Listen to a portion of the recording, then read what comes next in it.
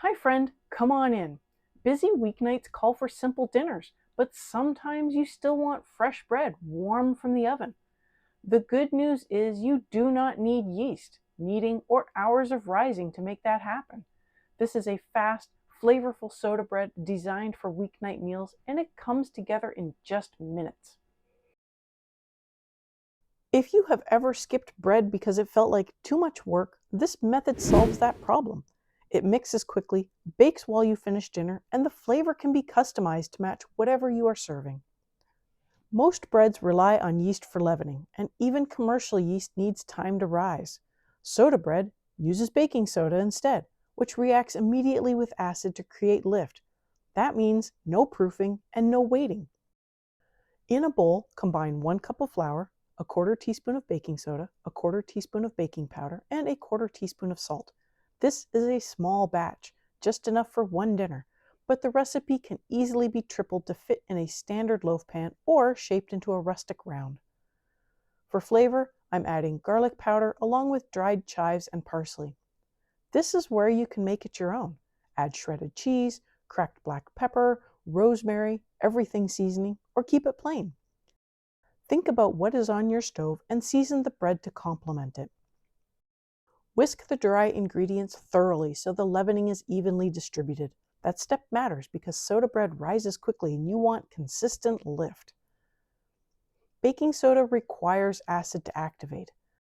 That is why we use buttermilk or milk with vinegar. Baking powder is included as insurance. It contains baking soda plus a powdered acid, often cream of tartar or a similar acid salt, so it can create lift as soon as it is hydrated. Using both gives you a reliable rise even if your buttermilk is mild. For the liquid, combine half a cup of cold milk with a splash of vinegar to make a quick buttermilk. If you have real buttermilk, use it. Stir in 1 tablespoon of melted butter. When warm butter hits cold milk, it will form small, solid flecks. Stir as you pour so those pieces stay small and distribute evenly. Normally, cutting butter into flour coats the flour and limits gluten development, which creates a very tender biscuit. Here, we are not aiming for flaky layers, just a soft crumb and buttery flavor. So melting the butter saves time and still gives richness. Pour the liquid into the dry ingredients and stir until just combined. Do not overmix. There is no kneading required. In fact, overworking the dough can make it tough. Soda bread should be handled gently. Transfer the dough to a greased loaf pan or small cast iron skillet. If baking in a skillet or shaping into a round, score an X across the top.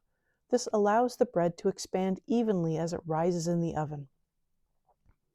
Bake at 375 degrees Fahrenheit or 190 degrees Celsius for 30 to 45 minutes depending on size.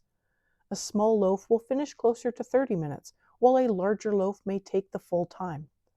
The bread is done when it reaches an internal temperature of just over 200 degrees Fahrenheit or about 100 degrees Celsius and sounds hollow when tapped.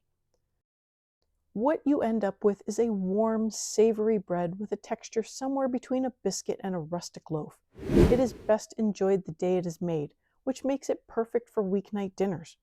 Start this first, cook your main dish while it bakes, and you will have fresh bread ready at the table without planning hours ahead. Once you understand the method, you can adjust the flavors to fit any meal. The technique stays the same. The seasonings change. This is what makes this a reliable tool for busy nights.